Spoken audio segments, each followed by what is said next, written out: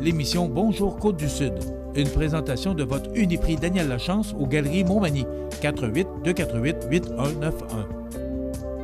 Chez Uniprix aux Galeries Montmagny, notre priorité, c'est d'abord vous offrir un service de proximité, personnalisé et professionnel. Vaste gamme de produits, les plus grandes marques dans les cosmétiques et un service rapide de livraison. Uniprix aux Galeries Montmagny. 418-248-8191. La Caisse des Jardins de la MRC de Montmagny, au cœur de votre vie. La Caisse des Jardins de la MRC de Montmagny vous offre de participer aux multiples implications à la vie communautaire qu'elle supporte dans la région. La Caisse des Jardins de la MRC de Montmagny, au cœur de votre vie. Suivez-nous sur notre page Facebook. Une bonne journée à vous. Votre Caisse populaire des Jardins de Montmagny, au cœur de votre vie.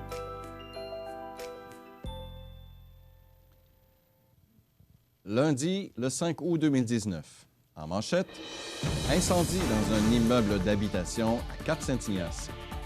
La CSN salue la nouvelle concernant la stratégie nationale de construction navale qui impliquera vraisemblablement la Davie.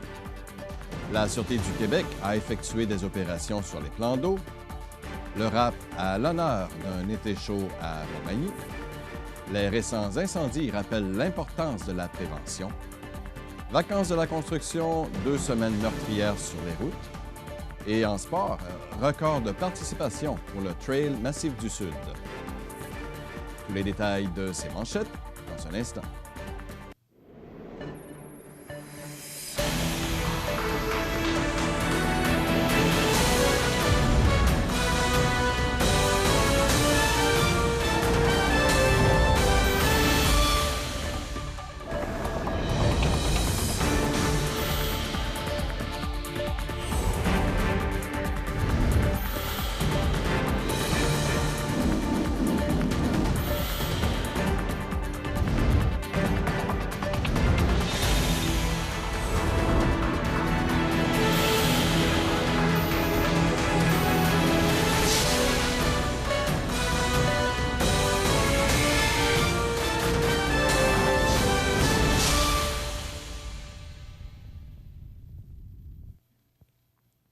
Mesdames, Messieurs, bonjour. Tout d'abord, dans la nuit de jeudi à vendredi vers 2h20, les services d'urgence ont reçu un appel concernant un début d'incendie dans un immeuble d'habitation situé au 403 chemin Vincelotte à Cap-Saint-Ignace, juste en périphérie de l'entreprise Prolam. Selon les renseignements qui sont toujours sommaires, les pompiers de Cap-Saint-Ignace et de Montmagny auraient bien maîtrisé la situation en ayant réussi à contenir l'incendie afin que celui-ci ne se propage pas chez les voisins. On ne connaît toutefois pas encore les raisons de ce sinistre, mais il n'y a eu cependant aucun blessé. L'immeuble d'habitation est par ailleurs en très mauvais état. Une enquête est en cours afin de découvrir l'origine du sinistre. Le chantier Davie a reçu de bonnes nouvelles en ce vendredi puisque le gouvernement fédéral a confirmé l'ouverture de la stratégie nationale de construction navale à un 3e chantier. De la musique à nos oreilles, a déclaré Anne Gingras, présidente du Conseil central de Québec, Chaudière-Appalaches, CSN. L'annonce de l'ouverture de la stratégie nationale de construction navale constitue une avancée historique pour chantier Davie. Depuis 2011, nous dénonçons l'exclusion de la Davie de la stratégie nationale de construction navale.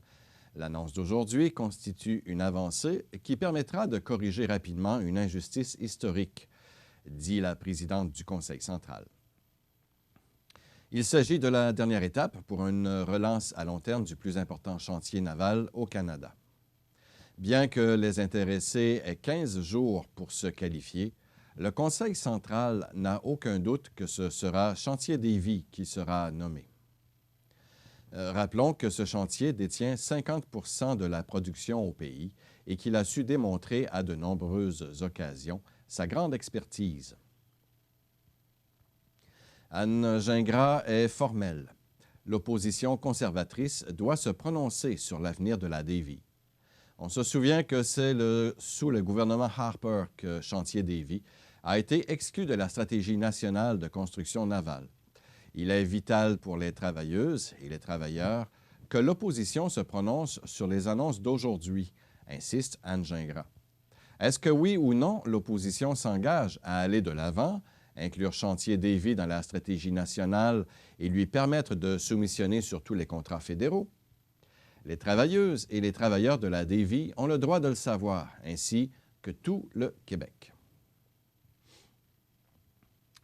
Du 2 au 4 août dernier, la Sûreté du Québec participait à la campagne de sensibilisation Alcool Zéro en collaboration avec l'Association maritime du Québec et le Conseil canadien de la sécurité nautique.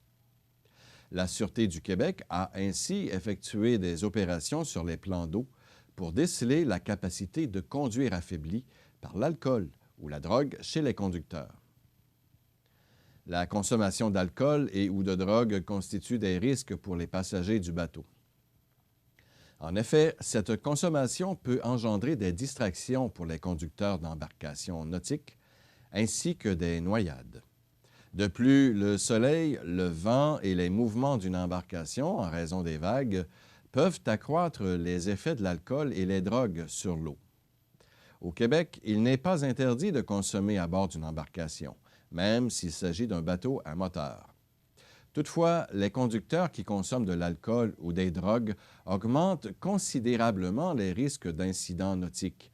Et s'ils ont la capacité de conduite affaiblie par l'alcool ou les drogues, ils s'exposent aux sanctions prévues par le Code criminel, pouvant comprendre, entre autres, une amende, un casier judiciaire, une interdiction de conduire, une peine d'emprisonnement, dépendant du nombre de récidives. L'opération Alcool Zéro vise à réduire le nombre d'incidents reliés à la consommation d'alcool et de drogue sur les plans d'eau, afin que ces derniers soient plus sécuritaires et agréables pour la navigation de plaisance. Les patrouilleurs nautiques seront présents sur les plans d'eau également durant toute la saison estivale. Demeurez des nôtres, dans un instant, on vous parle des activités entourant la programmation d'un été chaud à Montmagny. Après la pause.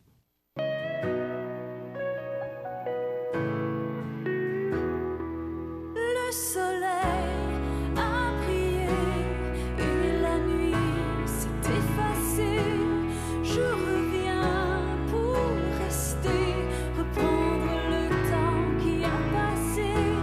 Mes amours, mon bonheur, la maison de mon cœur.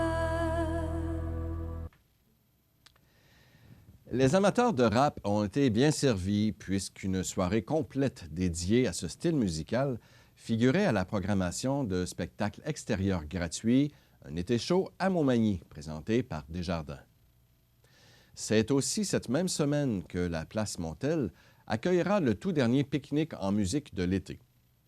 Le vendredi 2 août dernier, l'artiste à la personnalité spontanée bien connue sur la scène hip-hop émergente québécoise, Number Joanne, était de passage à Montmagny pour y livrer ses compositions sensibles et dénonciatrices. Juste après, c'est le rappeur Rhymes qui a pris d'assaut la Place Montel pour offrir un spectacle frôlant l'énergie d'un concert rock, mais avec l'attitude des plus grands rappeurs américains. Sur scène, il était accompagné d'un batteur ainsi que du producteur et DJ Sash You.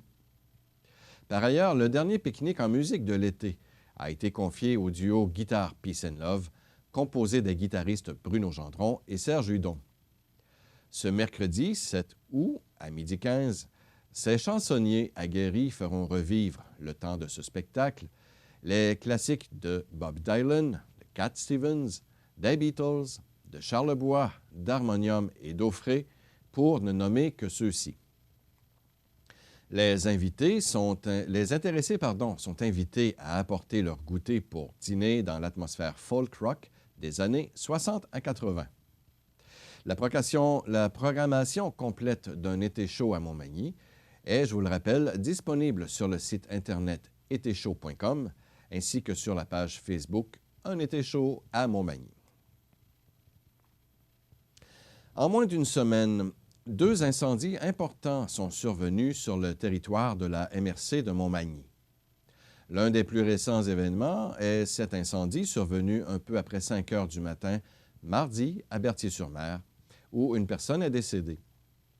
Survenu lorsque les gens dorment, comme bien d'autres incendies funestes, c'est un moment opportun pour rappeler à tous de vérifier le fonctionnement des avertisseurs de fumée et également de s'assurer qu'il y en a un à chaque étage.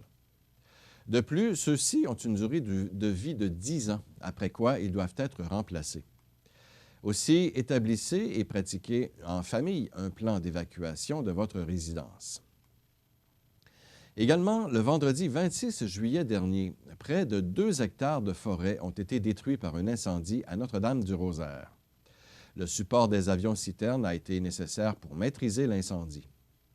En cette période où l'indice de danger de la SOPFEU est élevé pour notre région, il est important de se rappeler que les avis de restriction et d'interdiction de la SOPFEU ont préséance sur un permis de brûlage émis par une municipalité. À l'extérieur, il faut aussi disposer des mégots de cigarettes avec prudence. Il y a de plus en plus d'incendies qui débutent sur des terrasses, dans les plates-bandes ou les aménagements paysagers. Lors d'un incendie impliquant des végétaux, il peut se passer plusieurs heures afin que les premières flammes n'apparaissent. Les témoins indiquent souvent qu'une odeur de fumée était perceptible depuis un certain temps avant l'apparition de la fumée et des flammes. Soyez vigilants, utilisez un contenant incombustible avec un couvercle et placez-le à l'abri du vent, loin des surfaces combustibles. Les conseils donnés ici ne sont pas liés aux causes et circonstances des événements mentionnés. Cependant, cela nous interpelle et nous rappelle à la vigilance. Plus nous serons préparés, moins les conséquences d'un accident seront importantes, indique Charles Gauthier, coordonnateur en sécurité incendie à la MRC de Montmagny. Sur la scène nationale maintenant, et selon le Journal de Québec, une quinzaine de personnes ont perdu la vie sur les routes cette année lors des vacances de la construction au Québec qui viennent tout juste de se terminer. 2 semaines réputées comme étant parmi les plus meurtrières également sur les routes. La Sûreté du Québec n'a pas encore dressé son bilan final, mais les chiffres recensés par l'agence QMI laissent présager que la dernière ou la deuxième semaine a été moins noire que la première. En effet, la SQ avait indiqué que 10 accidents mortels étaient responsables d'autant de décès sur son territoire dans la semaine du 19 et le 26 juillet. Ce constat avait de quoi être alarmant, puisque l'an dernier, le bilan total pour les 2 semaines de la construction faisait état de 14 collisions mortelles au total. Le bilan le plus lourd dans les dernières années reste celui de 2017, quand 22 personnes avaient trouvé la mort. Ces chiffres ne tiennent toutefois pas en compte les accidents mortels survenus en dehors du territoire de la SQ. Du 19 juillet au 4 août de cette année, l'agence QMI répertorie donc au moins 15 décès à la suite d'un accident sur l'ensemble du Québec lors des 2 dernières semaines. Voici donc ce bilan préliminaire. Tout d'abord, le 3 août dernier, samedi soir, un automobiliste de 18 ans est décédé à la suite d'un face-à-face à Stanthead, en Estrie. 4 passagers prenaient aussi place dans son véhicule, mais leur vie n'a pas été mise en danger. Quant aux 2 occupants de l'autre automobile, ils s'en tirent avec des blessures mineures. Le 31 juillet, une piétonne, une femme de plus de 50 ans, a été happée mortellement à Laval par un véhicule alors qu'elle tentait de traverser le boulevard Saint-Martin-Ouest, peu avant l'intersection avec le boulevard Chomédé, vers 21h40. Le conducteur n'aurait pas vu la victime traverser la route. Celui-ci a subi un choc nerveux après l'accident. Le 29 juillet, Jocelyn Debac, 40 ans, est décédé après avoir été happé par une camionnette alors qu'il roulait en bicyclette sur la route 161 à Stratford, en Estrie, aux alentours de minuit. Le conducteur de la camionnette, Pierre Gosselin, aurait échoué l'alcotest. L'homme de 57 ans de Stornoway a depuis été accusé de conduite avec les facultés affaiblies. Le 28 juillet, un piéton de 68 ans a été percuté mortellement par un automobiliste alors qu'il traversait la rue Hochelaga à l'angle de la rue Iberville dans le quartier Centre-Sud à Montréal. Le 26 juillet, en tentant de s'engager sur la route 132 à Sainte-Thérèse de Gaspé, une septuagénaire a percuté un autre véhicule et est décédée. Le 25, Michel Plante, 74 ans, a perdu le contrôle de sa moto alors qu'il se promenait avec un autre motocycliste sur le chemin Tour du Lac, à Lac-Simon, en Outaouais. Il a été éjecté de l'engin lors d'une embardée et son décès a été confirmé quelques heures plus tard. Toujours le 25 juillet, un policier de Laval qui n'était pas en service au moment de l'accident est décédé après avoir perdu la maîtrise de sa moto sur le boulevard Armand-Frappier à Laval, tard en soirée. Ce même jour, Jean Perron, un homme de 42 ans de Pointe-Calumet, a perdu la vie à la suite d'une collision frontale sur le boulevard Roland-Cloutier à Lantier, dans les Laurentides. Une femme a aussi été grièvement blessée lors de l'accident. Également, Michel Sainte-Marie, 46 ans, est décédé après sa camionnette soit entrée en collision avec un VUS à Sainte-Émilie de l'Énergie. L'occupant du VUS s'en est tiré avec des blessures sérieuses. La même journée, le 25 juillet, Silvio Soumis, 54 ans, est mort après avoir dévié de sa voie et happé un camion poids lourd qui venait à sens inverse sur le chemin des Sources à La Chute, dans les Laurentides. Le 24 juillet, un mauvais dépassement pourrait être à l'origine de la mort de Jonathan Ferland, 24 ans, dans un face-à-face à Saint-Lin-Laurentide, dans la Naudière, sur le rang de la Rivière-Nord. Peu après l'impact, son véhicule a pris feu, mais le conducteur a pu être extirpé des flammes. Son décès a ensuite été constaté à l'hôpital. De retour le 22 juillet dernier, Félix-Antoine Gagné, un jeune motocycliste de 19 ans, a perdu la vie après un face-à-face avec une camionnette qui aurait empiété sur la voie inverse. Le 20 juillet, une motocycliste de 45 ans, Stéphanie Gagnon, originaire de Gatineau, a perdu la vie à Thorne, en Outaouais, lorsqu'un véhicule venait en sens inverse et s'est présenté dans sa voie sur la route 303. Dans ce cas-ci, la SQ privilégiait la thèse du dépassement. Quant à la conductrice de l'autre véhicule, elle a subi des blessures mineures. Toujours le 20 juillet, Marcel Boucher, un homme de 62 ans de Saint-Apollinaire, aurait eu un malaise alors qu'il conduisait sur sa moto sur l'autoroute 20 à la hauteur de Saint-Janvier-de-Joly, dans Chaudière-Appalaches. Il est décédé après avoir perdu le contrôle de son engin pour percuter une glissière de sécurité. Et le même jour, à Saint-Lin-Laurentide, Florent Brunel, 83 ans, est décédé après avoir dévié de sa trajectoire et être entré en collision avec un autre automobiliste. 3 autres personnes ont été également blessées lors de cet accident. Dans un instant, les nouvelles du sport. Bonne journée, mon grand. Je m'appelle Jacob, j'ai 6 ans et j'ai une amputation à la jambe gauche. Salut! Aujourd'hui, c'est une journée spéciale parce que je vais faire une présentation devant mes nouveaux camarades de classe. Ça, c'est ma jambe de natation. Ma prothèse de natation, c'est les amputés de guerre qui me l'ont donnée. Merci de votre appui.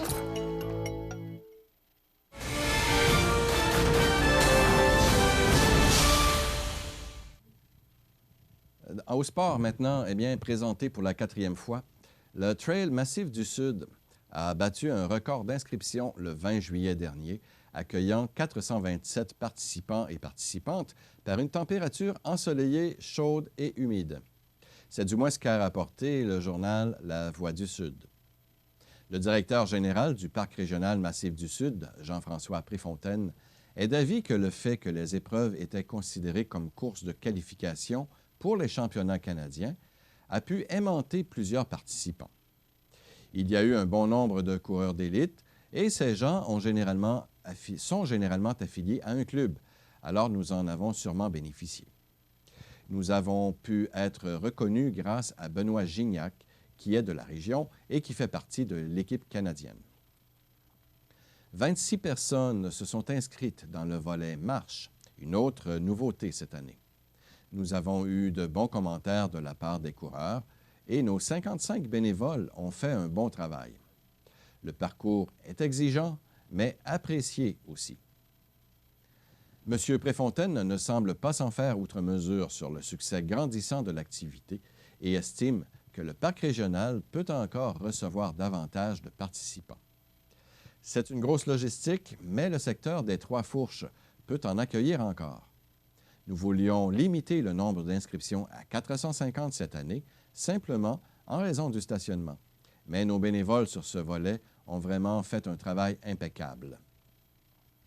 Il y a aussi 4 départs différents et les coureurs arrivent généralement peu de temps avant leur course, ce qui allège le programme.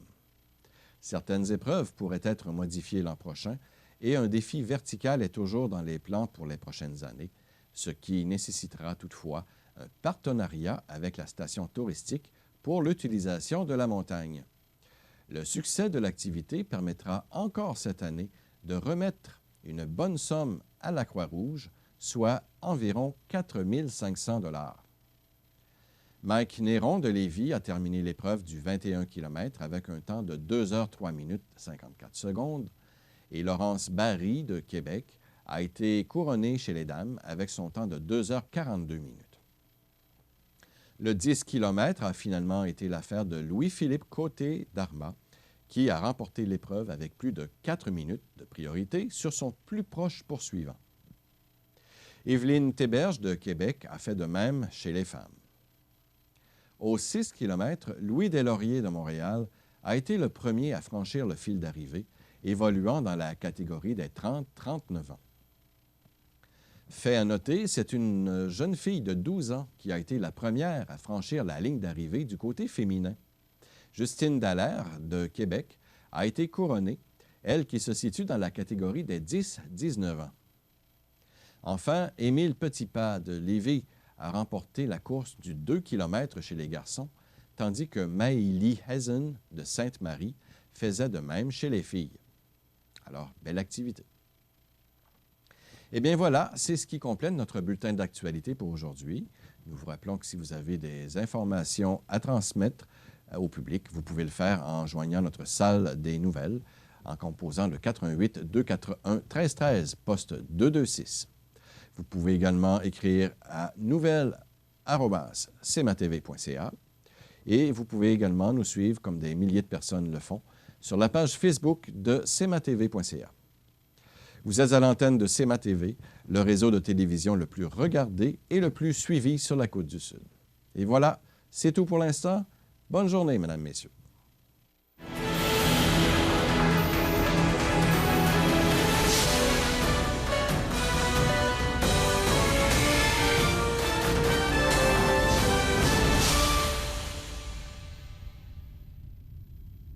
Les partenaires suivants sont fiers de s'associer à cette portion de notre programmation.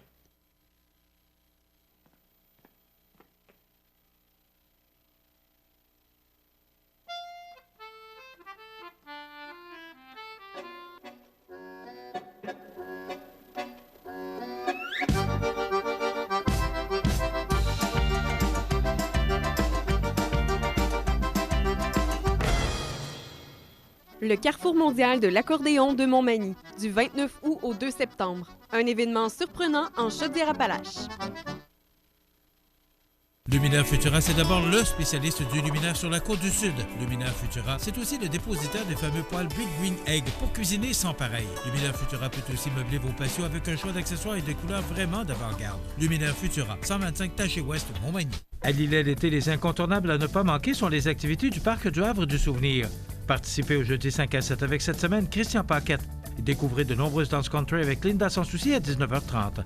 Nos populaires vendredis en musique dès 19h30 avec cette semaine Four Wheel Drive Band et son répertoire de chansons country. Ce samedi 10 août, venez vous amuser et danser lors de notre spectacle en plein air avec Christian Paquette, suivi du groupe Time Machine et les hits des années 70-80. Toujours plein d'activités au Parc du Havre du Souvenir de Lillet. Votre magasin Coop de Montmagny vous offre un immense choix de fruits et légumes, des mets cuisinés sur place, une poissonnerie et des bouchers à votre service, un étal de charcuterie et de fromage. C'est aussi des produits régionaux. Venez et vous verrez, votre IGA Extra, c'est plus qu'une simple épicerie. Les prévisions de la météo. Une présentation de Promutuelle Assurance Montmagny-Lillet. Toujours à l'écoute de vos besoins. La météo est présentée par Promutuelle Assurance Montmagny-Lillet, où des professionnels de chez nous sont heureux de répondre à tous vos besoins en assurance. Promutuelle Assurance Montmagny-Lillet est là, dans la région, pour ses membres et la communauté.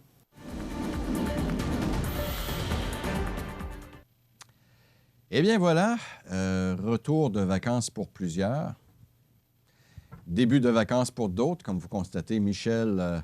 Et c'est à son tour, alors il va sûrement profiter des quelques journées qui vont suivre pour essayer de prendre un petit peu de repos. Alors, vacances de la construction maintenant terminées. Je pense que les vacanciers ont eu droit à une très belle période, de point de vue température du moins. Est-ce que dans les prochains jours, cela sera la même chose? Bien, c'est ce qu'on va aller constater immédiatement. Tout d'abord, si on regarde la carte radar, bien, on s'aperçoit que il n'y a aucune précipitation. Il y a un petit peu de précipitation dans l'est du Québec actuellement.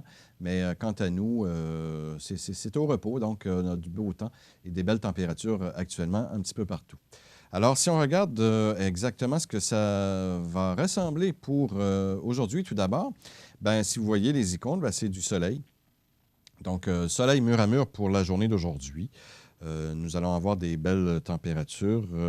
On nous prévoyait du brouillard ce matin, mais cependant, le soleil s'est quand même levé dans les bons temps. Là. Le soleil se levait ce matin, d'ailleurs, si je regarde un petit peu plus tôt, 5h26, donc aux alentours de 5h30 ce matin.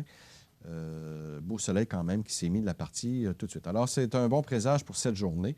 On nous prévoit donc du soleil avec des températures qui vont varier de 21 degrés pour la région de Saint-Paul, de Montmagny, et puis 23-26 degrés pour les régions un peu plus au littoral, donc près du fleuve, incluant Lévis, Montmagny, Lillet et la Pocatière. On devrait connaître aujourd'hui un humidex de 29 degrés et des vents du sud-ouest de 20 km/h avec des rafales à 40 qui devraient devenir légers ce soir. Ce soir, bien, écoutez, ça va être quelques nuages. On peut constater qu'on devrait voir également la Lune, parce que je ne peux pas dire le Soleil, mais plutôt la Lune. Alors, un minimum quand même qui commence à rafraîchir. Hein. Si on regarde les températures minimales, 17 degrés prévus pour notre région. Un petit peu plus froid côté Lévis, 12 degrés, et Saint-Paul-de-Montmagny, 14 degrés, 13 degrés également pour Saint-Pamphile. Pour les prochains jours, si on regarde à long terme, bien, tout d'abord, pour demain, mardi, on prévoit un temps également ensoleillé avec un petit peu plus de nuages côté Kamouraska, mais sinon, à l'ouest du territoire, ça devrait être du temps très ensoleillé. Peut-être un petit peu de passage nuageux cet après-midi, mais rien de bien majeur. Des vents sud-ouest à 20 km/h. Un humidex également à 29 degrés. Donc, demain, une très belle journée en perspective. La nuit de mardi à mercredi, c'est un temps nuageux avec un minimum de 17 degrés. Mercredi, du temps nuageux, un maximum de 24 degrés est prévu avec un petit peu de percée de soleil pour la région du Kamouraska. Pour jeudi, le 8 août, eh bien, ce sera nuageux. Le retour de la pluie, on aura donc 60 % de probabilité d'averse avec un maximum de 23 degrés. C'est quand même des belles températures. Moins chaudes, par contre, que celles que l'on a connues dans les dernières semaines, mais quand même des températures très près de la normale ou même au-dessus de la normale. Donc, encore du beau temps chaud pour les prochaines journées. Si on complète vendredi, cette semaine, un maximum de 21 degrés, du temps nuageux avec des possibilités d'averses.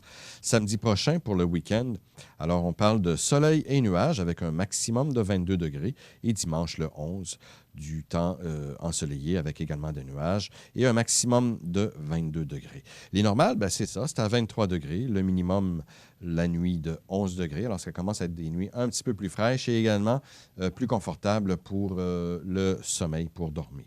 Alors, le lever du jour est à 5h26.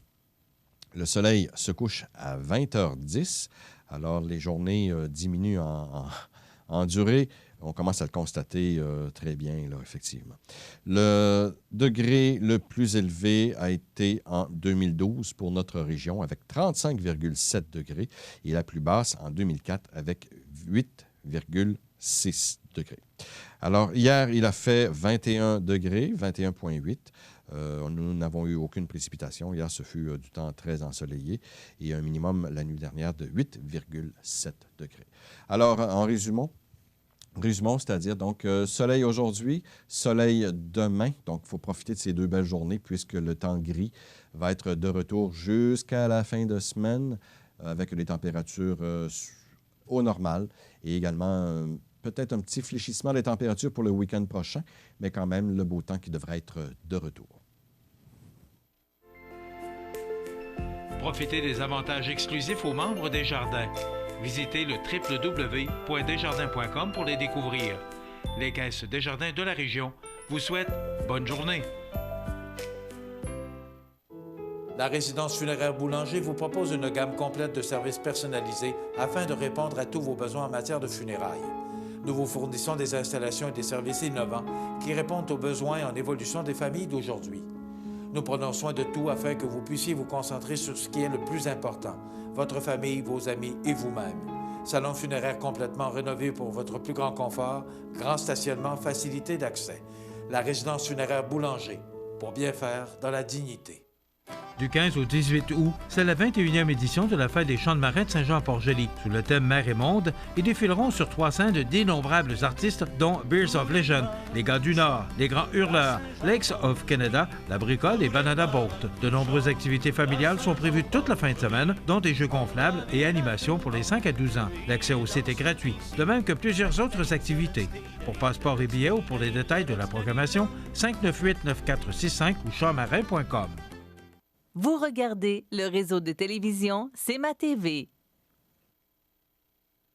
Les anniversaires IGA vous sont présentés par votre magasin Coop IGA Extra de Montmagny, qui vous rappelle que bien manger, ça commence dans votre magasin Coop IGA Extra de Montmagny. Venez vivre la différence à votre magasin Coop IGA Extra de Montmagny. Les anniversaires de ce 5 août maintenant. Alors, aujourd'hui, nous célébrons un anniversaire de mariage, celui de Monique Moreau et de Oscar Paradis de Saint-Nicolas. 64 ans de mariage. C'est assez impressionnant. Donc, félicitations et joyeux anniversaire de mariage à Mme Moreau et M. Paradis de Saint-Nicolas. C'est de la part de votre famille. Alors, profitez-en bien et on vous souhaite encore nombreuses de belles années ensemble. C'est le seul anniversaire aujourd'hui que l'on a reçu en temps et lieu. Je sais que le téléphone a sonné un petit peu plus tôt durant le bulletin de nouvelles. Alors, il était malheureusement trop tard pour prendre votre appel. Donc, n'hésitez pas à appeler n'importe quand, 24 heures sur 24, en composant le numéro de téléphone qui devrait apparaître à l'écran. Voilà, qui est le 88 241 1313, poste 229. Donc, laissez votre message. Et c'est bien important de laisser également le numéro de téléphone pour joindre le ou la fêtée, puisque le magasin Coop IGA de Montmagny pourrait vous appeler si vous êtes l'heureux ou l'heureuse gagnante du tirage de vendredi. On va donc faire tirer, grâce à magasin Coop IGA de Montmagny, un bon d'achat de 25 $. Alors, si vous voulez en profiter, ça prend votre numéro de téléphone, donc c'est donc bien important de le mentionner sur votre message. Aujourd'hui, par ailleurs, il y a quelques anniversaires un peu plus généraux, qu'on pourrait dire. Tout d'abord, en 1912, est né l'abbé Pierre, qui est né en 1912 et qui est décédé en 2007. C'est le fondateur de Emmaüs, donc l'abbé Pierre. 1930 également, c'est l'anniversaire de naissance de Neil Armstrong, qu'on a, on a entendu parler beaucoup au mois de juillet. Neil Armstrong, qui a été le premier homme à marcher sur la Lune lors de la mission Apollo 11. Il est donc décédé en 2012. En 1901, c'est la naissance de Claude Autant-Lara, qui est un cinéaste français. Et en 1850, la naissance de Guy de Maupassant, qui est décédé en 1893, qui est un écrivain qui a fait Les Contes et La Maison Tellier.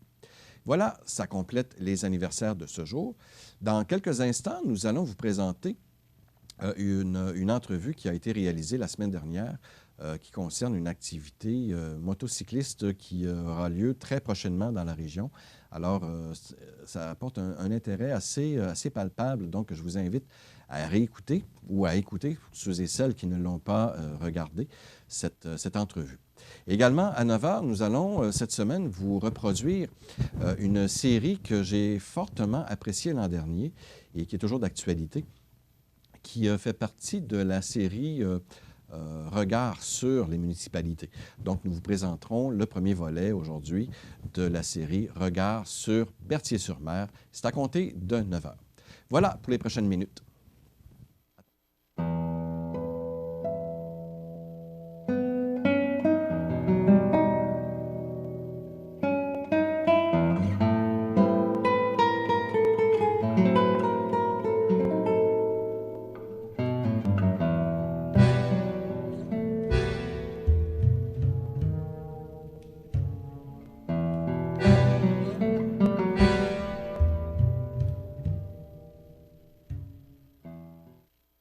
Du 21 au 25 août, c'est le 31e Festival du Bûcher de Saint-Pamphile. Jeudi soir, c'est le traditionnel bingo avec 4 000 $ en prix. Vendredi, ouverture officielle, humour avec Réal Bellan, chansons country avec Robbie Johnson et les groupes Road Trip Country Band et Twins Brothers. Samedi, compétition forestière, tir de chevaux d'attelage, clown, maquillage pour enfants, spectacle avec les groupes LBA Band, Cain et La Grande Débauche. Dimanche, brunch, messe, compétition de toutes sortes. Le Festival du Bûcher de Saint-Pamphile, du 21 au 25 août. Visitez le festivaldubucher.ca.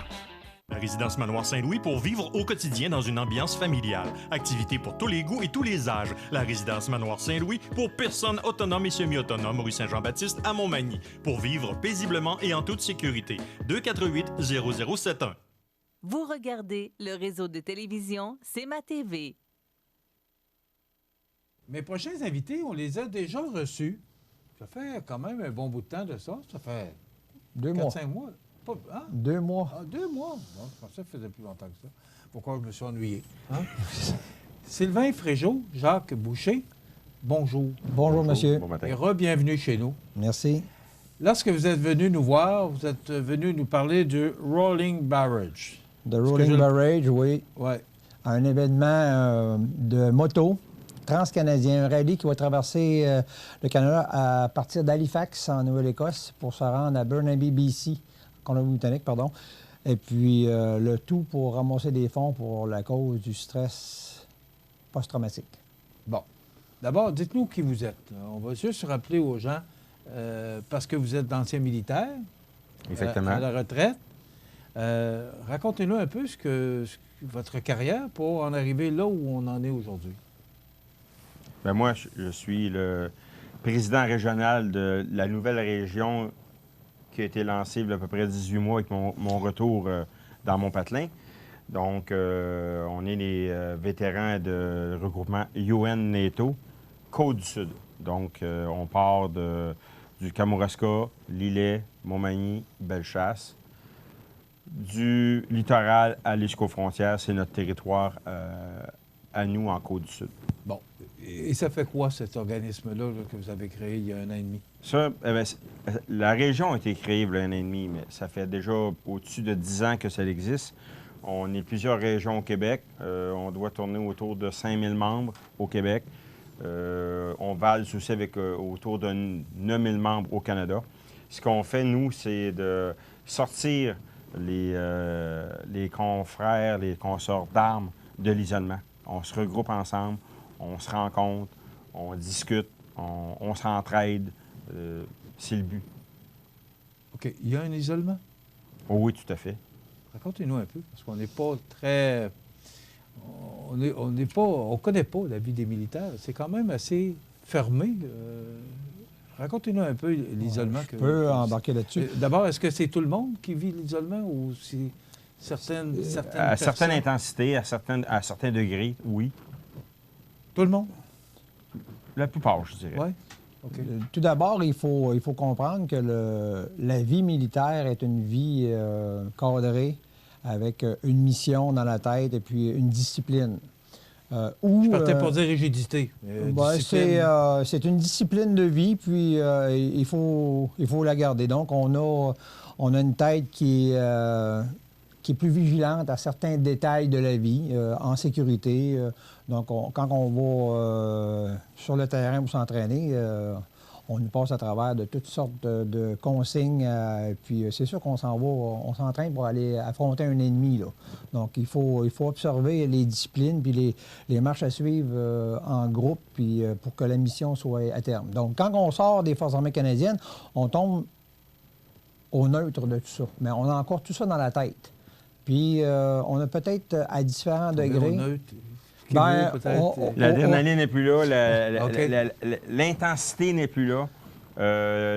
Les règles ne sont plus là. Des fois, on voit des gens qui enfreignent des règles, puis ça vient nous chercher parce que nous autres, on n'a jamais demandé d'être d'accord. Hein. On a demandé d'écouter les consignes et d'agir. Donc, oui, ça vient nous chercher à quelques reprises. OK.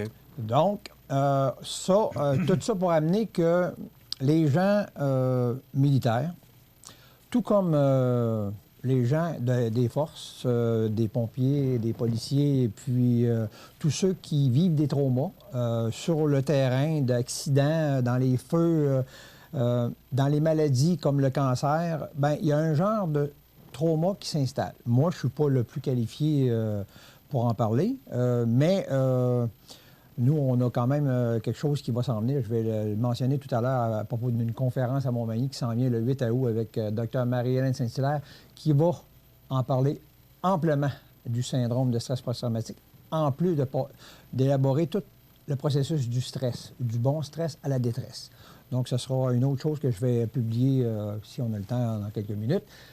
Mais tout ça pour dire que dans l'isolement, c'est quelqu'un qui est plus capable de fonctionner et puis il y a de la misère à connecter avec les gens alentour de lui.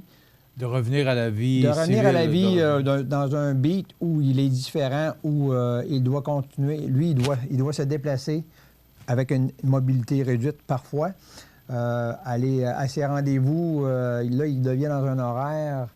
Ça, c'est les personnes qui sont atteintes de syndrome post-traumatique, qui sont anxieux, à part les problèmes physiques, puis il y a des problèmes mentaux reliés à ça. Donc, nous, ce qu'on fait, c'est qu'on essaye d'aller chercher ces gens-là. Bon, c'est sûr qu'on ne peut pas les trouver si les autres ne font pas les premiers pas. Des fois, c'est les amis, des fois, c'est la famille qui disent « Ah, il y a un regroupement. Comme moi, je l'ai appris une fois, je suis sorti, puis j'ai vu la gang de vétérans qui étaient là. Ah, mon Dieu, je suis un vétéran, moi aussi. Dans le sens où j'ai fait une vie militaire, et puis, on va aller les voir, on va connecter, on va discuter. Puis ça m'a fait du bien. Ça m'a fait du bien de revoir de retourner et retrouver mes amis. Parce que dans la vie militaire, on connecte avec du monde, puis on devient des amis, on devient des frères d'armes. Donc, entre militaires. Fort. Entre militaires. Mais quand vous parlez d'isolement, c'est que vous êtes isolés, vous, les militaires, avec la population en général. La population générale. C'est là l'isolement? C'est aussi là l'isolement, mais c'est à un certain degré. Il y a des fois que c'est de valeur à dire, mais on a quitté les militaires, parfois volontairement, mais parfois non volontairement. Donc, à un moment donné, le militaire, on a eu un sentiment de rejet, pas être soutenu. Donc, on ne veut plus rien savoir du militaire. Moi, je vous parle de mon expérience. À un moment donné, quand on rejette le militaire, bien, on prend une pause de tout ça, puis on fait une barricade, un barrage de l'émotion qu'on peut avoir d'eux autres. Puis ça veut dire que nos amis, bien, ils sont à travers tout ça. Pour mon expérience à moi, c'est ça. Donc, il y a d'autres choses qui peuvent rentrer en ligne de compte. C'est un peu la même chose pour vous? On a des parcours différents, mais à quelque part, on a tous un point commun. Et le fait de se retrouver, comme ici en Côte-du-Sud, c'est au restaurant-bar le 51 à Cap-Saint-Ignace, dans le cadre d'un événement de type 5 à 7. On se retrouve, on reçoit de la visite de d'autres régions. Québec vient nous voir, Saint-Augustin vient nous voir, on va les voir aussi. Donc, on échange, on retrouve, comme Jacques dit, des vieux camarades et des fois, on se reconnaît et dans nos discussions, on se comprend. C'est ça qui est agréable. Oui, parce que vous parlez le même langage. Exactement. Si je peux dire ici, là, vous comprenez dans ce que vous avez vécu. Parce que tout le monde, vous avez vécu les mêmes situations, ou presque. Là, ou... Bien, à la base, oui. Par la suite, ben c'est une carrière différente pour chacun, mais la base reste la même. Est-ce que vous êtes allés tous les deux au combat? Moi, non. Jacques, oui. OK. Moi, j'ai quand même eu une carrière de 23 ans, donc ça m'a amené avec un entraînement puis d'être disponible pour être déployé. Donc, j'ai fait la Bosnie dans un rôle de technicien au bloc opératoire où on a fait de l'aide humanitaire dans un hôpital qui était troué de balles avec pas de fenêtre, puis c'était de la vraie chirurgie de combat. Donc, ça a été mon expérience. Je crois pas que j'ai été trop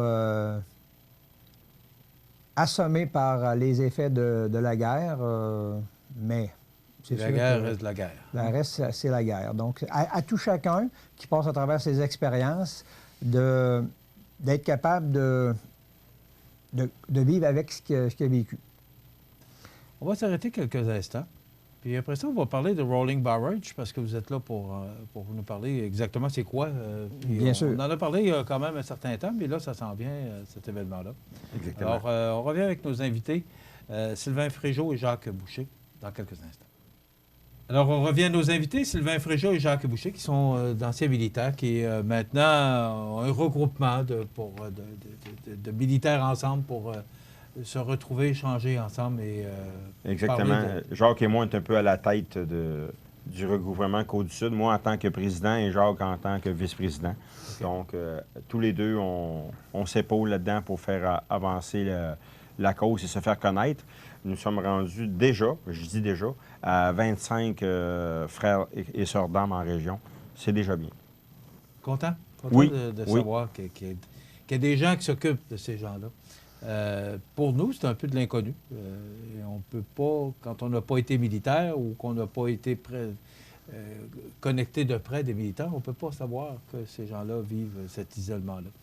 Maintenant, il y a un événement qui s'en vient et vous êtes là pour venir en parler. Le Rolling Barrage. C'est quoi exactement le Rolling Barrage? Le Rolling Barrage, c'est un rallye moto transcanadien qui part d'Halifax, en Nouvelle-Écosse, qui va aller jusqu'à Burnaby, en Colombie-Britannique. C'est un rallye qui est un événement pour ramasser des fonds pour la cause du syndrome de stress post-traumatique qui affecte beaucoup de militaires, mais aussi les forces de l'ordre, les pompiers, les polices. Tous les premiers répondants. Les premiers répondants qui sont souvent soumis à des traumas sur la route, dans les feux et puis tout ça, en incluant toutes les autres personnes qui peuvent avoir eu un syndrome de trauma à travers la maladie. Donc, nous, moi, je suis le co-organisateur pour la portion Québec. Sylvain m'aide, on va l'appeler mon assistant, il m'aide, c'est lui qui va aller, lui en étant que pompier dans sa vie, il est capable d'aller cogner aux portes puis de parler avec différents secteurs de pompiers. On part de Saint-Alexandre de Kamouraska. Avec, on va avoir aussi un invité, on va avoir M. le député Bernard Généreux, qui s'est trouvé un véhicule et qui va faire le trajet de Saint-Alexandre à Montmagny avec nous le vendredi 9 août prochain, en après-midi. C'est la semaine prochaine? Oui, exactement. Ça s'en vient vite. OK. Qu'est-ce qui se passe pendant ce moment-là? Vous parlez de Bernard Généreux, là, mais qu'est-ce qui se passe au juste... c'est quoi? Vous arrêtez à Montmagny? Ouais, il y a un rassemblement? On va commencer par reculer parce que si on amène à Montmagny le 9 août, qu'on fait un halt à Montmagny pour la nuit, donc ils vont être en partance de Fredericton au Nouveau-Brunswick. Ils vont faire 535 km, donc il y a besoin d'une pause pour repartir le lendemain matin. C'est sûr. Donc, on a un commanditaire, un Maniac Moto, M. Éric Dorval, qui va recevoir le rallye en... On parle de quoi, Jacques, à peu près? On peut voir juste du rallye lui-même proche de 50 motos. Ça peut être plus, ça peut être un petit peu moins. L'année passée, on était à 35, mais il y a une popularité qui rentre, là, puis on remercie les gens de s'impliquer davantage là-dedans. Donc, le 9 chez Maniac Moto, en après-midi vers 3h, 3h30, ça va commencer. On va avoir un barbecue offert par M. Éric Dorval. Il va y avoir de la musique par Sébastien Plante du groupe des Respectables. Il va y avoir Dr. Marie-Hélène Saint-Hilaire qui va rester en ville pour donner une mini-conférence sur le syndrome post-traumatique. Donc, j'ai demandé à Dr. Marie-Hélène Saint-Hilaire si elle était disponible et voulante de donner une conférence sur le syndrome post-traumatique. Elle a dit oui, mais elle a dit qu'elle va faire une conférence grand public qui va s'appeler « Du stress à la détresse », qui va mentionner tous les troubles mentaux reliés au stress. Et puis ça, bien, ça va se passer le 8 août à Montmagny, au centre de migration, à la salle François Prévost. Ça va commencer à 18h30. Les portes vont ouvrir à 18h. Je suis le détenteur des billets. On a 139 places. Il y en a déjà 55 de vendus. Puis il y a encore du monde qui appelle. Donc, ça va être une conférence qui va être de haut niveau. Et puis, ça, c'est pour montrer à la population que ça, c'est un syndrome qui est sérieux et puis qui est grandissant en connaissance. Parce que le stress augmente? C'est pas à cause que le stress augmente, c'est à cause que, les personnes atteintes du stress post-traumatique n'ont pas encore été vues. Ils sont en isolement, ils sont chez eux, ils ne savent pas qu'est-ce qui se passe. Et puis, bien, là, la population a quand même plus accès. Ça a commencé avec le général Dallaire, si on se rappelle de plusieurs années passées. Le mouvement en santé mentale a grandi en connaissance de traitement dans ce milieu-là. Il y a plusieurs services qui sont donnés par des organisations sans but lucratif qui supportent le syndrome de stress post-traumatique. Donc, le but de notre rallye, c'est de ramasser des fonds et puis de redistribuer aux organisations qui supportent le syndrome de stress post-traumatique, dont la Vigile à Québec. Et puis, il y a d'autres projets qui rentrent aussi en ligne de compte. Il y a un projet qui s'appelle Le repos du soldat. C'est un projet qui est en branle en ce moment, qui est chapeauté par Mme Linda Pelletier, qui habite Lévis. Il y a d'autres choses donc, l'argent qui est collecté par l'organisme Military Minds Incorporated, qui est de Vancouver, redistribue à travers la province. C'est sûr que, on va dire à travers le Canada, parce qu'on a quand même plusieurs provinces qui participent à l'événement. Donc, on va voir combien est-ce que notre région, Québec, récolte en dons. Et puis, proportionnellement... Le temps passe vite, Jacques, mais comment on peut faire pour contribuer, là? Parce que là, ces motos-là vont passer chez nous, c'est le vendredi vers 15h. Mais maintenant, si on veut contribuer, on contribue comment? La contribution, elle est simple. Vous voulez participer au rallye, vous avez une moto, vous embarquez sur le site de rollingbarrage.com, et puis vous regardez route, et puis... Vous pouvez vous acheter une journée. La première journée est 30 $. Si vous voulez partir pour un plus long voyage, qui est tout prédéterminé avec des hôtels, un site d'hôtel à prix rabais, bien, vous pouvez. C'est plus avantageux de prendre plusieurs journées parce que ça devient moins cher de la journée et puis vous avez des cadeaux. OK. Et le coût de la journée, c'est ça? C'est 30 $ de la journée. C'est la contribution pour les fonds. Et il va y avoir un pré-enregistrement à Saint-Alexandre. Et aussi à Montmagny, le 10 août, lors du départ, il va y avoir un enregistrement aussi pour des gens qui voudraient faire un bout de chemin avec nous. Et Jacques, il ne faudrait pas oublier comment te rejoindre pour les billets. Donc, oui, c'était ma prochaine question. Pour le pré-enregistrement, on va commencer par le pré-enregistrement parce qu'on parle du rallye en ce moment. Donc, le 9, chez Maniac Moto, il va y avoir un enregistrement possible pour le lendemain, le départ qui va être à 8 h du matin, en partance du Days Inn sur le chemin des Poiriers. Il y aura aussi un enregistrement le 10 au matin, aussi au Days Inn à Montmagny. Et puis, pour la conférence qui est donnée par Dr. Marie-Hélène Saint-Hilaire, ça, c'est la capsule qui va se faire le 9 chez Maniac Moto. Mais le 8, la conférence grand public va avoir... vous pouvez obtenir ces billets grâce au site de MDM Publicité de Montmagny en appelant à mon numéro de cellulaire personnel 418-508-9930. C'est moi qui va prendre votre... On va le répéter. 418-508... 9930. 9930. OK. C'est le numéro qu'on peut vous rejoindre. Vous pouvez me rejoindre pour avoir des billets. Okay. Un don de 10 $. C'est 10 $ pour une conférence de 2 heures. C'est pas cher. Le contenu est très valable. C'est déjà terminé. Je vous souhaite bonne chance. On va vous souhaiter un bon succès pour votre Rolling Barrage et aussi l'événement aussi pour la conférencière. Et quand il y a quoi que ce soit, gênez-vous pas. Vous serez toujours le bienvenu ici. Venez nous parler un peu du déroulement, comment ça va, puis un peu peut-être nous faire un suivi aussi de l'argent que vous ramasserez. Je vous félicite pour ce que vous faites. Si tout le monde s'impliquait comme ça, on aiderait beaucoup de monde à aider beaucoup de monde. Je crois qu'on fait une différence. Oui. Donc, je crois qu'on fait une différence, donc on s'implique parce qu'on a encore un peu de temps là, qui nous est donné à nous pour participer dans quelque chose. Puis je pense que cette cause-là, bien, ça nous touche à nous. C'est nos frères d'armes, c'est nous qui subissons, c'est nous qui en bénéficions. Donc, c'est pour ça. Vous êtes cassé la clavicule, allez-vous être bon pour faire de la moto? J'ai encore 10 jours de convalescence. Après ça, ça bouge déjà pas mal, donc ça va être dur de dire non. Mais il faut quand même penser à la sécurité. Exact. Jacques Boucher, Sylvain Fréjot, merci beaucoup. Merci à vous. Bonne chance pour tout ce que vous faites et votre démarche. Merci. Merci. Voilà. Habitation Monseigneur Deschênes, une résidence privée pour aînés située au cœur de Montmagny. Personnel complétant en service 24 heures sur 24. Infirmière, entrée sécuritaire contrôlée et bien plus.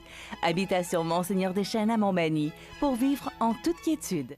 Accent Meubles à Montmagny pour le choix de vos meubles, accessoires ou électroménagers. Accent Meubles à Montmagny, service de livraison sur toute la rive sud de Québec. Accent Meubles, 190 Taché Ouest Montmagny, 418-248-4444.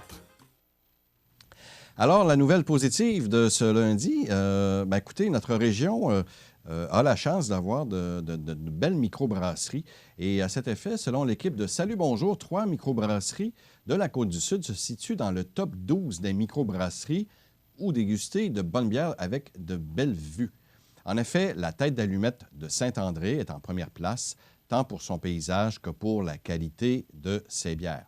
On se rend à la Tête d'Allumette, installée dans une maison centenaire entre la campagne du Bas-Saint-Laurent et le fleuve, pour les bières et les encas à grignoter, mais encore plus pour la vue sur le Saint-Laurent. L'hiver, on observe les champs et les glaces par les grandes fenêtres, alors que l'été, la grande terrasse aux chaises multicolores offre une vue spectaculaire sur l'eau. L'endroit est parfait pour observer les couchers de soleil, de dire l'équipe de Salut Bonjour au sujet de la microbrasserie de Saint-André de Kamouraska. En 4e place, on retrouve la microbrasserie Ralbock de Saint-Jean-Port-Joli, qui se démarque par sa vue sur le fleuve Saint-Laurent. Cette microbrasserie donne une vue majestueuse sur le fleuve Saint-Laurent. C'est à couper le souffle. Profitez-en pour goûter à la Monsieur Madame, la Solution, la Blanche d'Aberville et bien d'autres noms de bières à découvrir sur place, d'expliquer l'équipe. Finalement, en 10e position, la microbrasserie Côte-du-Sud de Montmagny qui se démarque par sa gigantesque terrasse. À cette microbrasserie, il est certain que vous ne manquerez pas de place sur cette gigantesque terrasse. Tout le monde pourra profiter du soleil en dégustant sa bière. On y retrouve des bières artisanales inspirées du territoire et de la culture de la Côte-du-Sud, d'affirmer l'équipe de Salut Bonjour. Quoi qu'il en soit, avoir 3 microbrasseries dans la région dans le top 12 des microbrasseries où déguster de bonnes bières avec un beau paysage, c'est bien entendu une fierté puis un honneur pour les gens d'ici. Alors voilà, c'est une très belle nouvelle. On a de très belles microbrasseries ici dans la région de la Côte-du-Sud. Profitez-en, surtout cet été, en vacances. Les prévisions de la météo. Une présentation de Promutuelle Assurance Montmagny-Lillet. Toujours à l'écoute de vos besoins. La météo est présentée par Promutuelle Assurance Montmagny-Lillet, où des professionnels de chez nous sont heureux de répondre à tous vos besoins en assurance. Promutuelle Assurance Montmagny-Lillet est là, dans la région, pour ses membres et la communauté.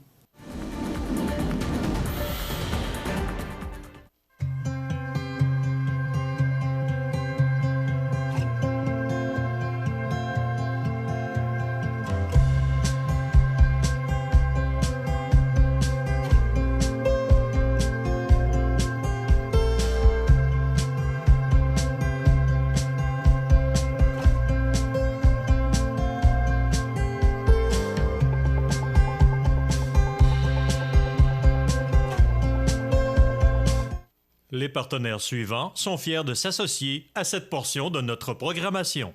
Luminaire Futura, c'est d'abord le spécialiste du luminaire sur la côte du Sud. Luminaire Futura, c'est aussi le dépositaire des fameux poêles Big Green Egg pour cuisiner sans pareil. Luminaire Futura peut aussi meubler vos patios avec un choix d'accessoires et de couleurs vraiment d'avant-garde. Luminaire Futura, 125 Taché Ouest, Montmagny. La clinique dentaire Montmagny, c'est un service complet de dentisterie. 4 dentistes, un orthodontiste, un maxillofacial. C'est aussi une équipe qualifiée d'hygiénistes, d'assistantes, désireux de répondre à vos besoins. La clinique dentaire Montmagny, 63 Taché Ouest, 248 21 75. Votre magasin Coop de Montmagny vous offre un immense choix de fruits et légumes, des mets cuisinés sur place, une poissonnerie et des bouchers à votre service, un étal de charcuterie et de fromage. C'est aussi des produits régionaux. Venez et vous verrez, votre IGA Extra, c'est plus qu'une simple épicerie.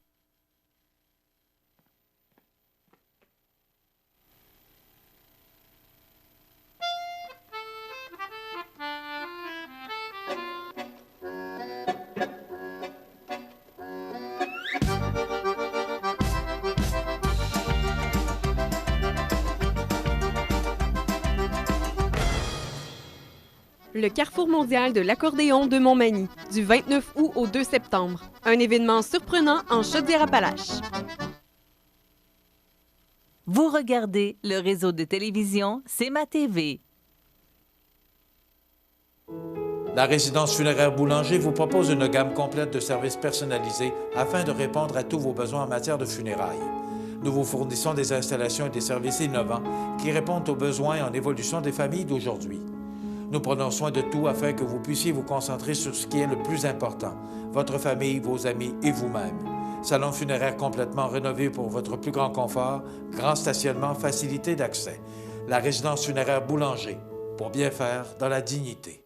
Le réseau de télévision C'est ma TV vous présente les avis de décès. Au centre d'hébergement de Saint-Jean-Port-Joli, le 28 juillet 2019, à l'âge de 92 ans, est décédée Mme Geneviève Gamache. Elle demeurait à Lillet, autrefois Saint-Eugène. Elle était la fille de feu Dame Marie-Rose Cahouette et de feu M. Athanas Gamache. Vos témoignages de sympathie peuvent se traduire par un don à la Fondation des services de santé de la MRC de Lillet. Des formulaires seront disponibles au salon. Les membres de sa famille vous accueilleront à la résidence funéraire de la Duranta et Fils, 99 7e rue Lillet, mercredi 7 août, jour des funérailles à compter de midi. Les funérailles avec Eucharistie seront célébrées le mercredi 7 août à 14h30 en l'église Sainte-Eugène de Lillet, suivie de l'inhumation au cimetière paroissial. La direction des funérailles a été confiée à la résidence funéraire de la Duranta et Fils de Cap-Saint-Ignace, Lillet, Saint-Jean-Port-Joli et Saint-Pamphile. Aux familles éprouvées, la direction et le personnel du réseau de télévision C'est ma TV offrent leurs plus sincères condoléances.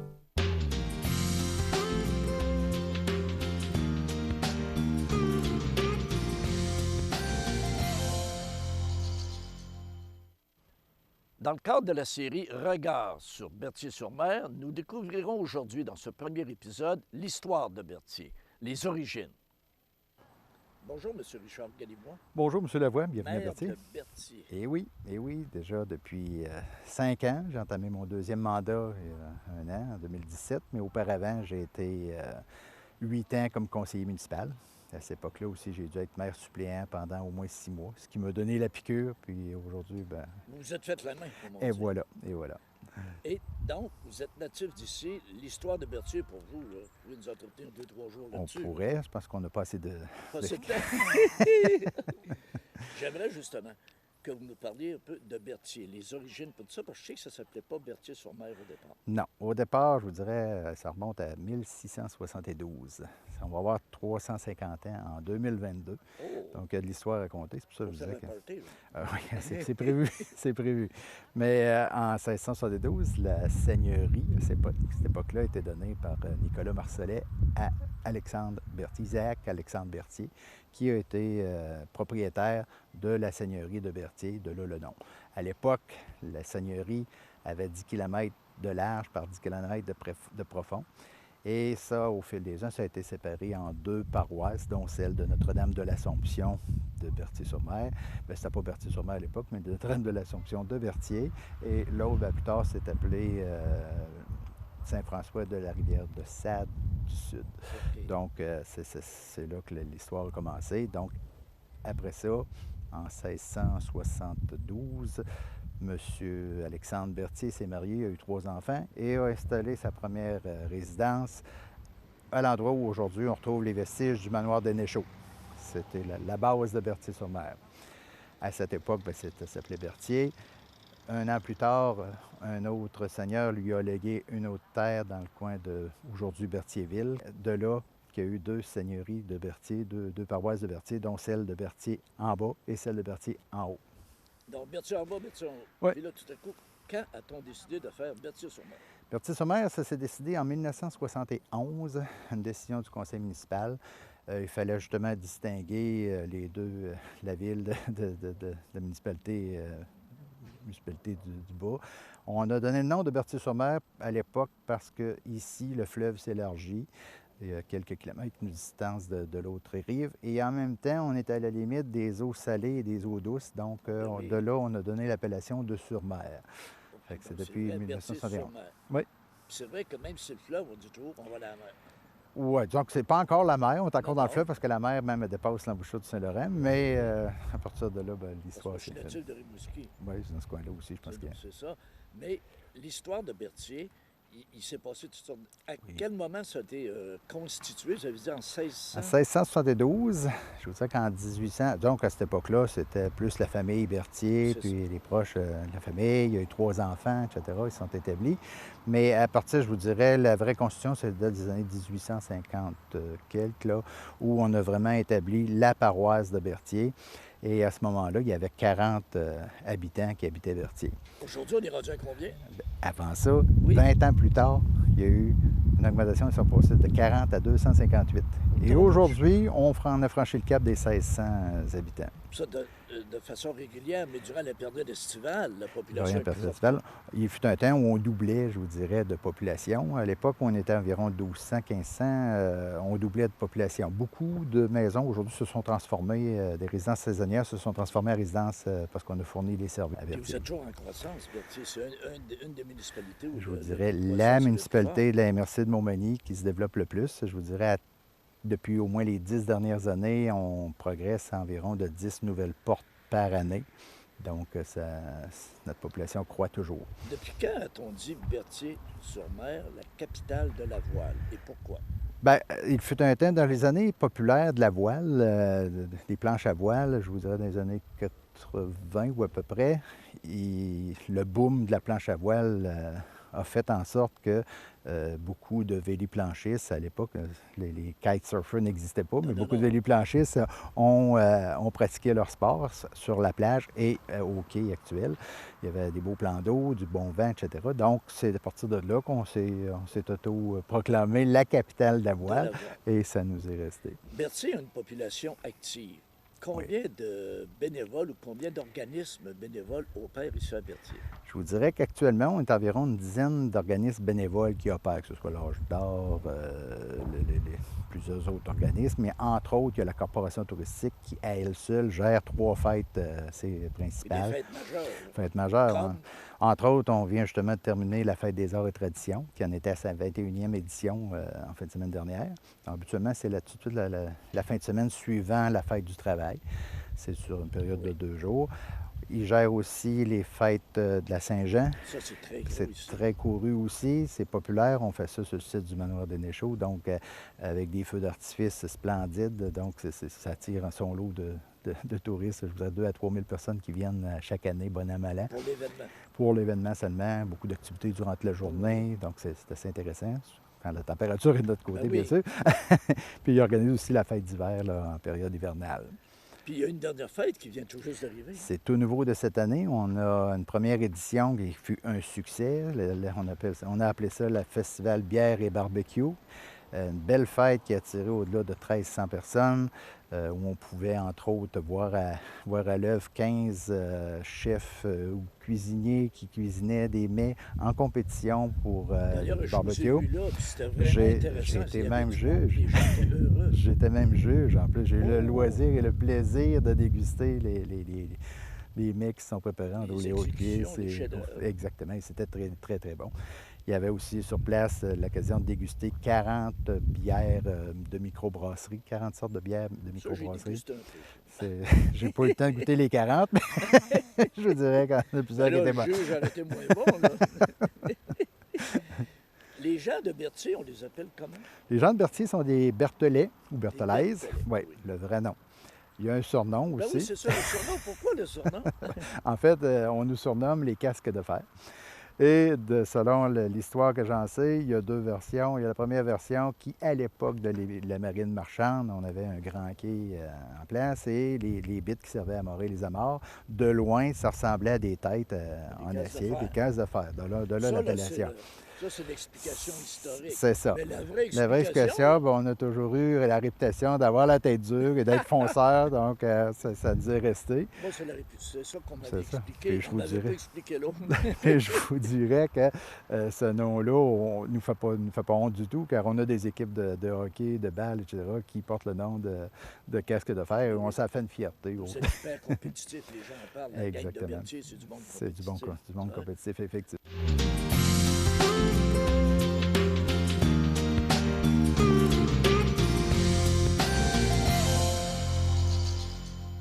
Le parc Jean-Lesage a été aménagé. Dans le fond, c'est un bout de terrain qu'on avait qui ne servait à peu près à rien. On a eu l'occasion puis la chance d'avoir une offre de la Ville de Québec en 2005. Okay.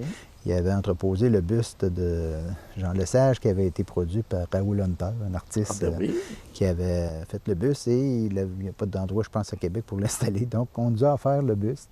Et nous, on a sauté sur l'occasion, d'autant plus que M. Lesage a résidé ici en résidence saisonnière. Il y avait un chalet ici dans l'Anse, je dirais entre les années 47 à 59. À cette époque-là, ou un petit peu après, il était député de Montmagny-Lillet. Monsieur Galibra, vous avez parlé tout à l'heure. On était où l'église, puis tout ça, on était dans le parc. Mais avant l'église actuelle, il y a eu... Un autre emplacement. Il y a eu un autre emplacement. En fait, ce qu'on appelle aujourd'hui le trou de Berthier, où le marina se trouve, du côté ouest, il y a aujourd'hui l'école apostolique qui est encore, qui est aujourd'hui habitée par des privés, mais qui a appartenu jadis à une congrégation. C'était l'école apostolique. Je pense qu'il y a eu de l'enseignement dans ce bâtiment-là. Et sur les mêmes lieux, il y a eu la première église de Berthier. C'était pas une grosse église à cette époque-là, on s'entend, il n'y a pas beaucoup de population, mais l'église était là. Je pense qu'elle a été détruite et après ça, il s'est reconstruit une chapelle qui est encore là aujourd'hui, mais qui n'a plus de vocation religieuse. Il y avait même le cimetière. Puis il semblerait qu'avec le temps, avec l'érosion des berges, à un moment donné, le cimetière commençait à se vider. Donc, on a décidé de reconstruire une église au village et de réaménager le cimetière à l'endroit où il est actuellement. D'ailleurs, l'église qui a été construite a été faite en 1851, donc l'autre devait être un petit peu construite auparavant.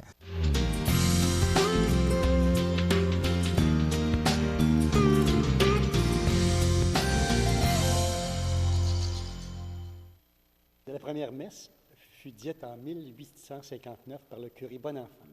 OK. Puis, vous avez derrière nous la toile qui est au-dessus de l'autel, qui démontre l'ascension de la Vierge. Oh!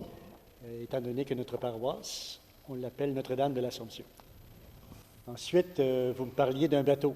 Oui! Alors, le bateau qui est suspendu à la voûte de l'église, ce bateau-là est là depuis 1873.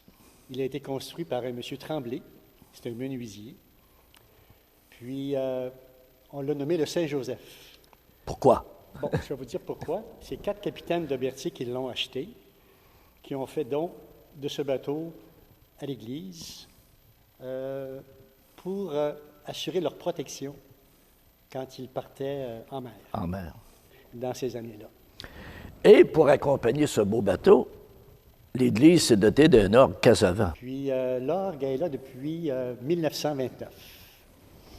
Alors on appelle ça un orgue à 10 titres. Mais les gens les musiciens connaissent un petit peu qu'est-ce que c'est. Oui. Alors on est bien fiers. Apparemment que quand on l'entend, c'est sûr que l'harmonie, c'est remarquable. Ah ben oui. On sait que les orgues Casavant, ils ont une très belle réputation à ce moment-là. Mondialement reconnue. Mondialement reconnue. Oui. Oui. Et il est arrivé des choses moins drôles à Berthier. Tout à coup, j'ai appris que le clocher a tombé. En 1954. C'est dû à quoi? Du mauvais temps. Oh. Un orage vraiment avec beaucoup de violence, puis des vents très, très forts ont fait que le clocher a été décroché de sa base, puis s'est retrouvé complètement dans le stationnement, en avant de l'église. Puis nous autres, moi je m'en souviens, j'avais 7 ans.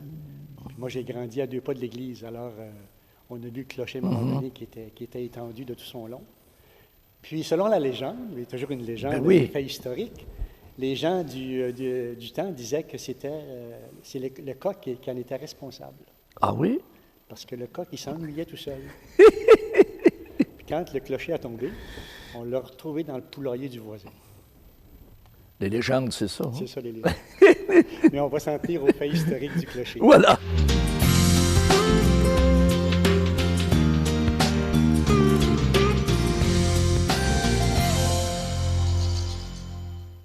Du 21 au 25 août, c'est le 31e Festival du Bûcher de Saint-Pamphile. Jeudi soir, c'est le traditionnel bingo avec 4 000 $ en prix. Vendredi, ouverture officielle, humour avec Réal Bellan, chanson country avec Robbie Johnson et les groupes Road Trip Country Band et Twins Brothers. Samedi, compétition forestière, tir de chevaux d'attelage, clown, maquillage pour enfants, spectacle avec les groupes LBA Band, Cain et La Grande Débauche. Dimanche, brunch, messe, compétition de toutes sortes. Le Festival du Bûcher de Saint-Pamphile, du 21 au 25 août. Visitez le festivaldubucher.ca.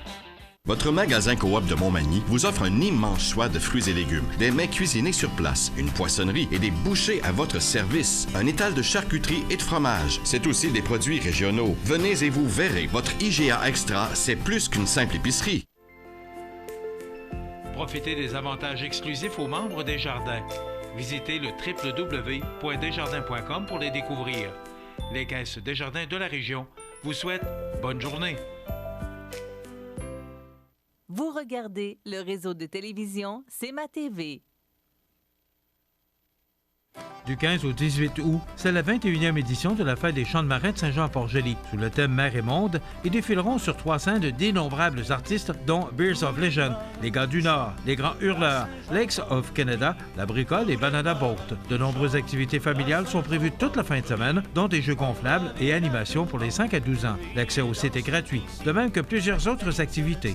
Pour passeport et billets ou pour les détails de la programmation, 598-9465 ou champmarin.com. À l'îlet d'été, les incontournables à ne pas manquer sont les activités du Parc du Havre du Souvenir. Participez au jeudi 5 à 7 avec cette semaine Christian Paquette. Découvrez de nombreuses danses country avec Linda Sans Souci à 19h30.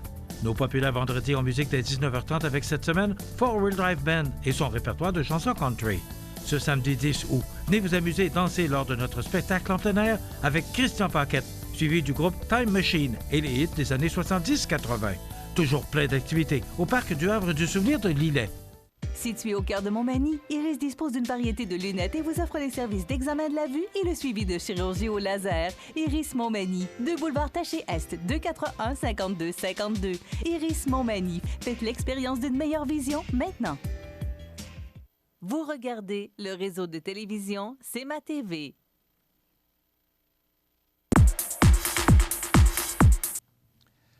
Alors, toujours intéressant de voir ces capsules, cette série de regards sur les municipalités. Alors, Berthier-sur-Mer, qui a été représenté en première partie ce matin. Donc, avant de parler d'actualité, on a un tirage à faire. Donc, en fin de semaine, c'est le Rolling Barrage qui sera de passage à Montmagny. Et nous avons un billet pour la conférence du 8 août prochain qui va parler de stress positif à la détresse. C'est une conférence qui aura lieu à 18h à la salle François Prévost au bassin de Montmagny.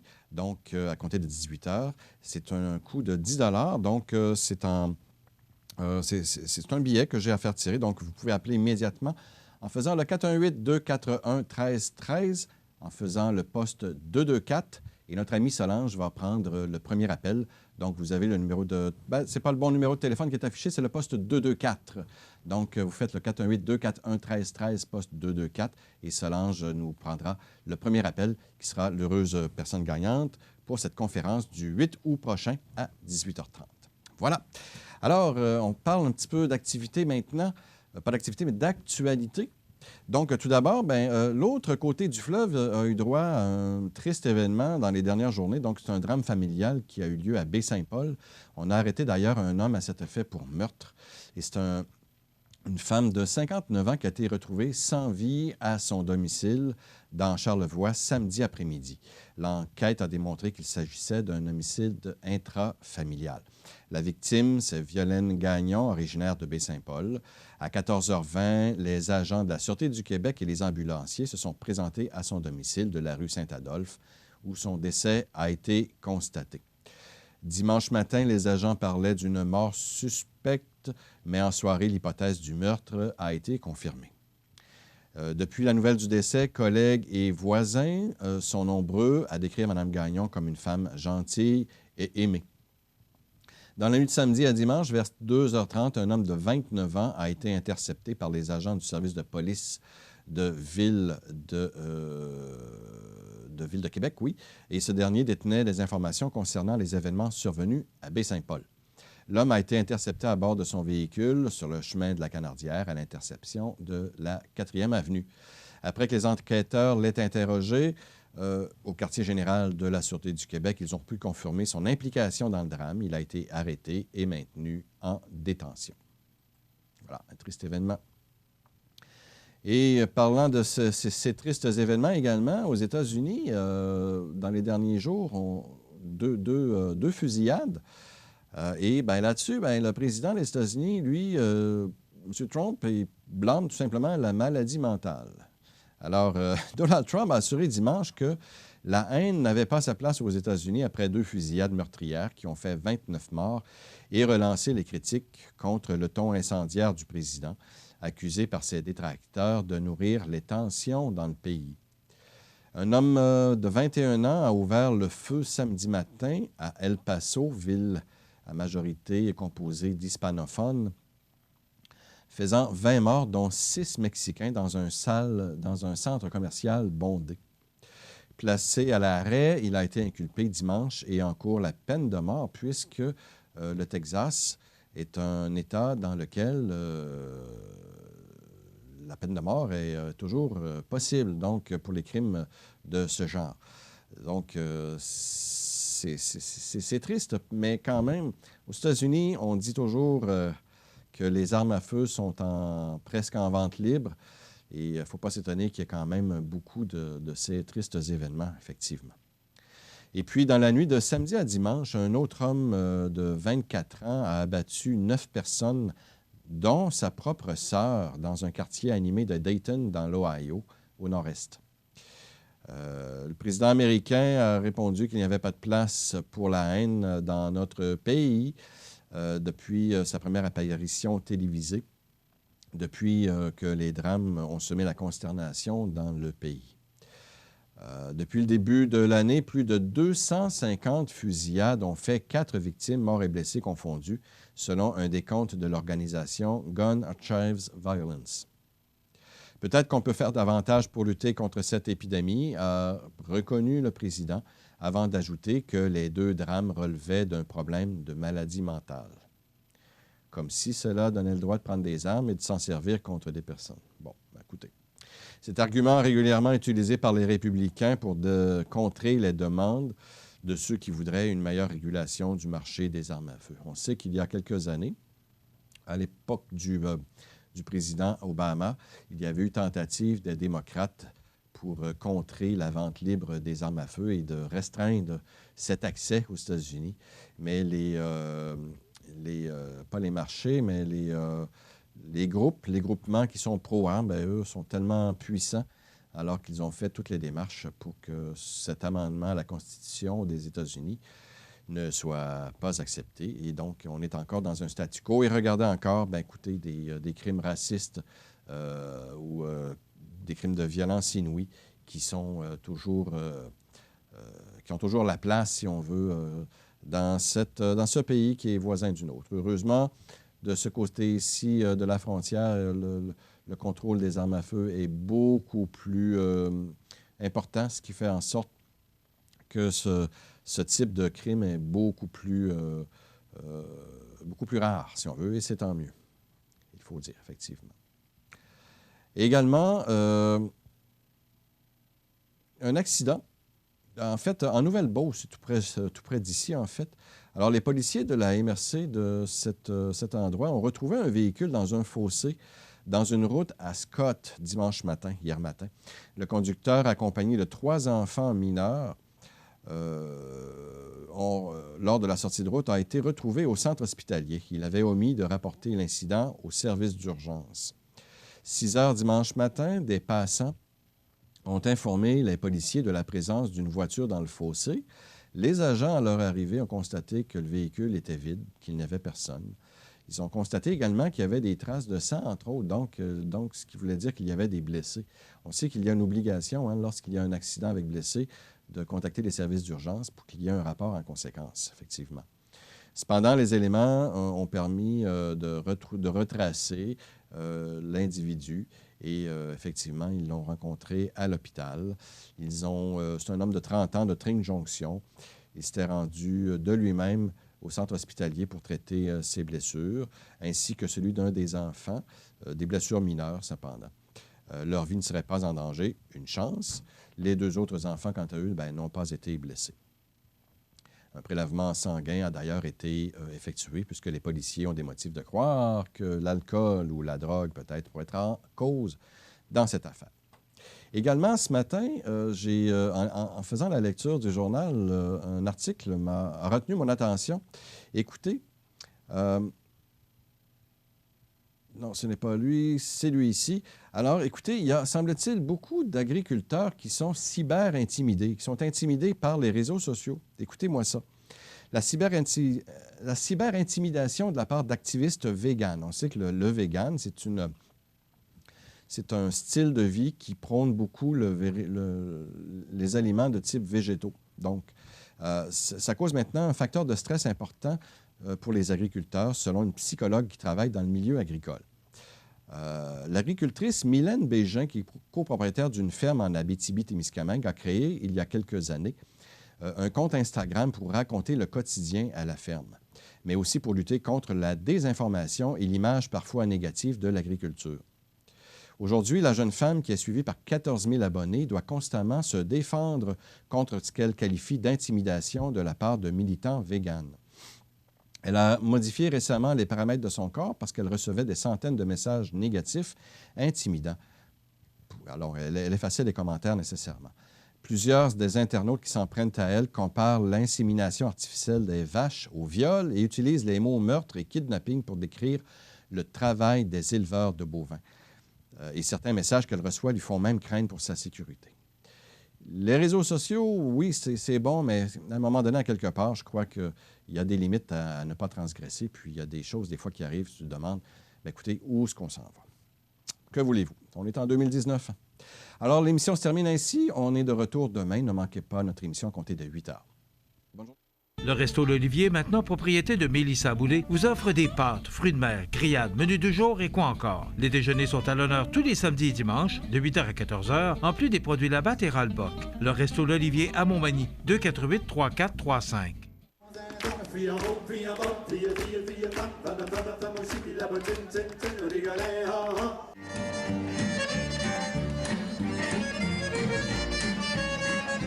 Can you begin to make it better? It is one Mississippi, two Mississippi, countdown singing, standing in the wreckage of love. La résidence Manoir Saint-Louis pour vivre au quotidien dans une ambiance familiale. Activités pour tous les goûts et tous les âges. La résidence Manoir Saint-Louis pour personnes autonomes et semi-autonomes, rue Saint-Jean-Baptiste à Montmagny. Pour vivre paisiblement et en toute sécurité. 248-0071. L'émission Bonjour Côte-du-Sud, une présentation de la pharmacie Uniprix des Galeries Montmagny. Service professionnel, grand éventail de produits, grande marque de cosmétiques, service de livraison. Uniprix aux Galeries Montmagny, 101 boulevard Taché-Ouest, 88-248-8191.